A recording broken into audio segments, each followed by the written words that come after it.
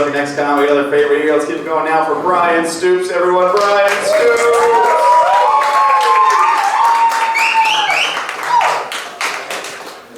All right, well, thank you very much, Eastville. It's really nice of you. I have been told that my best feature are my eyes, which is really nice. It's also kind of a bummer because they're right next to my worst feature, the skin around my eyes. So, there you go. But nobody in the audience, please don't fall in love with me because you can't handle all 5'7" and 25% body fat of this. All right, so slow your roll, everybody. I am from Eastern Los Angeles County. Not East LA, not that there's anything wrong with East LA, mind you. But like my hometown, literally the city that Snoop Dogg moved to when he got some money. Like that's, you know, right there. Like Marty McFly's family at the end of Back to the Future when they get back to the past and their house is all nice. That's like the most disappointing family in my hometown. Right? Like they live in a single-story house and their new money, oh, I can't abide those McFlys. Things have changed. It's a little bougie, honestly. I want to acknowledge that even though I just referenced Snoop Dogg, I know I'm not gangster. I want to state that explicitly.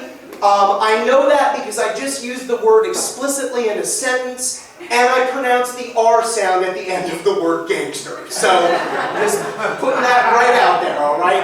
Anybody who can't pull off that A apostrophe sound and who knows what an apostrophe is, definitely not gangster. That's 2 vocabulary jokes in a row. I am quickly establishing myself as the edgiest comedian on this show. Thank you very much. Thank you very much. So a couple years ago, I turned 40. I handled it so well that I did what everybody from SoCal does when they hit the big 4-0. I moved my wife and children to New York City. That's right. Thank you very much. We love living here. We've been here about 4 years. For the first 2 years we lived here, we lived on Roosevelt Island. That is a little island in the middle of the East River. Telling a native New Yorker that you live on Roosevelt Island is like telling somebody that you're from Narnia. Telling a native New Yorker that you live on Roosevelt Island turns that person into a married couple talking to their single friend about their sexual escapades. And then what did the island do to you? It did not. It did not do that to you for 75 minutes. It totally did, and then Staten Island showed up and things got weird. And kind of racist. But we live in Queens now. Telling a native New Yorker that you used to live on Roosevelt Island and now you live in Queens makes that person go, eh. But I really meant it when I said it. We love living here. So living in and loving New York City, kind of like the most abusive relationship you've ever had, where you're having the best sex of your life, am I right? Because it's like you love the city, so you bring it flowers, and it just cuts you with a switchblade. You know what I'm saying? Or you're in the park, you're minding your own business, the city strolls over and like pops you in the nose, gets in your face and goes, "You make me so crazy, Bryan, that was your fault," and storms off. You know, it's just kind of how things go. Then 35 minutes later, you and the city are post-coital, and the city says, "I bought you a nice watch and tickets to see your favorite band at Madison Square Garden." Then you show up on Friday to the Garden, and the city is late because it's been drinking a lot at work. And it's not your favorite band. It's Billy Joel.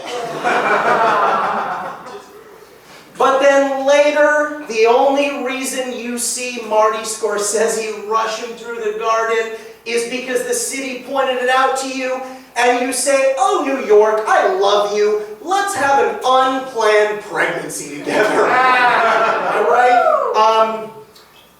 Are there any Harry Potter fans? I know J.K. Rowling is up to some nonsense, but I need confirmation. I have a theory. Was Slytherin really that evil? Or was that just the house where the 6th and the 7th years were having the most anal? Just something to think about. I'm going to leave you with this.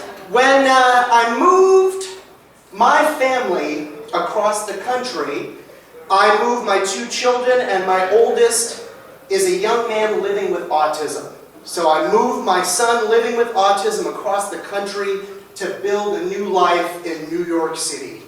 You're probably thinking right now, well, Bryan, that is really brave. Not only to do that, but to talk about it in your comedy on stage.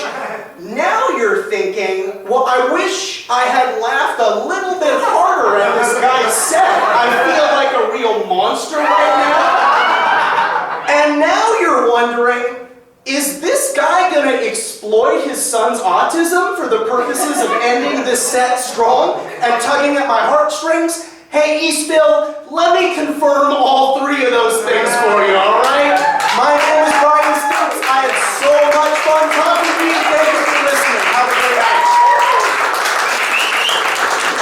Bryan Stoops, everybody, one more time.